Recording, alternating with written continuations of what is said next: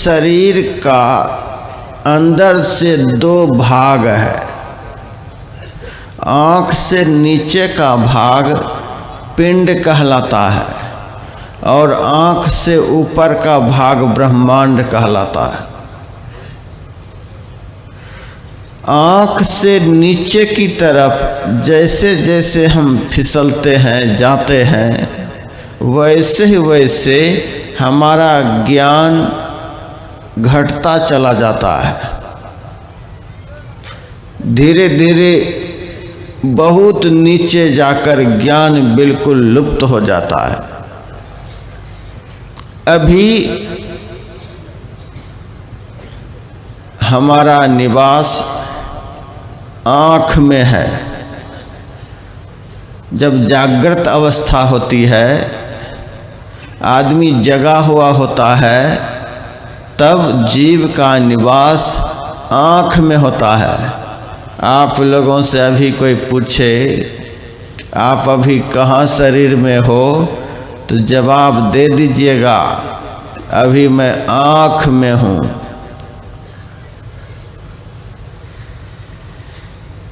फिर कभी रात में जब सोने के लिए जाते हैं, नींद आ जाती है, स्वप्न देखने लग जाते हैं, तब आँख से नीचे उतरकर हम कंठ में आ जाते हैं। स्वप्न की अवस्था में जीव का निवास कंठ में होता है।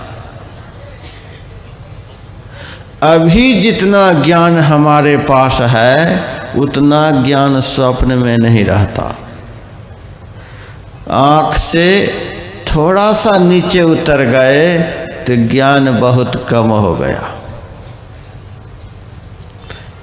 फिर जब हम गहरी नींद में चले जाते हैं तो स्वप्न भी नहीं रह जाता। गहरी नींद की अवस्था को सुषुप्तावस्था कहते हैं। उस अवस्था में बिल्कुल ज्ञान नहीं रह जाता, स्वप्न भी आदमी नहीं देखता है। सुषुप्तावस्था में जीव का निवास हृदय में होता है। कंठ से नीचे उतर गए तो ज्ञान बिल्कुल लुप्त हो गया। जैसे जैसे हम नीचे की तरफ जाते हैं वैसे हमारा ज्ञान कम होता चला जाता है। धीरे धीरे ज्ञान बिल्कुल लुप्त हो जाता है। अज्ञानता की दिशा इस शरीर के अंदर नीचे की तरफ है, और जब हम हृदय से ऊपर उठते हैं, कंठ में पहुंच जाते हैं तो स्वप्न देखने लग जाते। नीचे से ऊपर की तरफ थोड़ा सा खिसक गए तो ज्ञान बढ़ गया, स्वप्न देखने लग गए। और कंठ से थोड़ा सा ऊपर उठ गए, आँख में आ गए तो सारी दुनिया को देखने लग गए।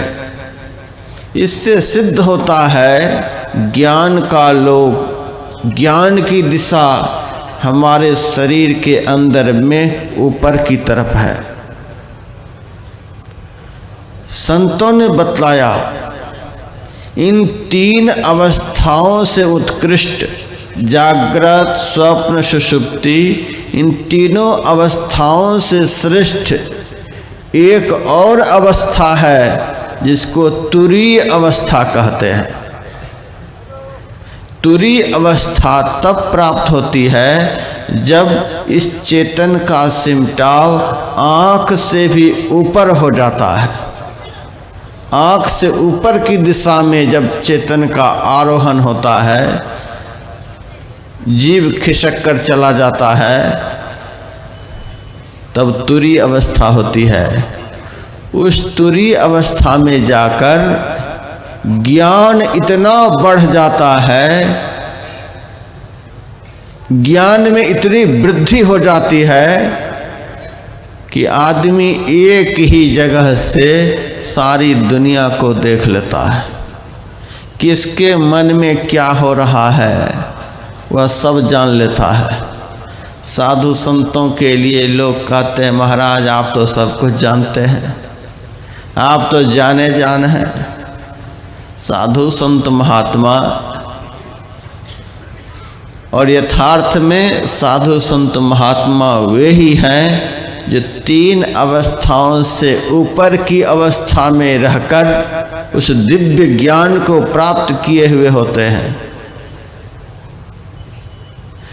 भेष कोई भी हो, काला हो, लाल हो, उजला हो, सफ़ेद हो, हरा हो, पीला हो, पेंट सूट में हो चाहे धोती कुर्ते में हो, किसी भी भेष में हो, यदि आप 3 अवस्थाओं से ऊपर चौथी अवस्था में अवस्थित रहते हैं तो किसी भी भेष में रहकर आप साधु हैं। साधना करो तीत इति साधु, 3 अवस्थाओं से ऊपर उठने की साधना जो करते हैं यथार्थ में वे साधु हैं। और उस अवस्था में उस साधु पुरुष को सारे ब्रह्मांड का ज्ञान होता है।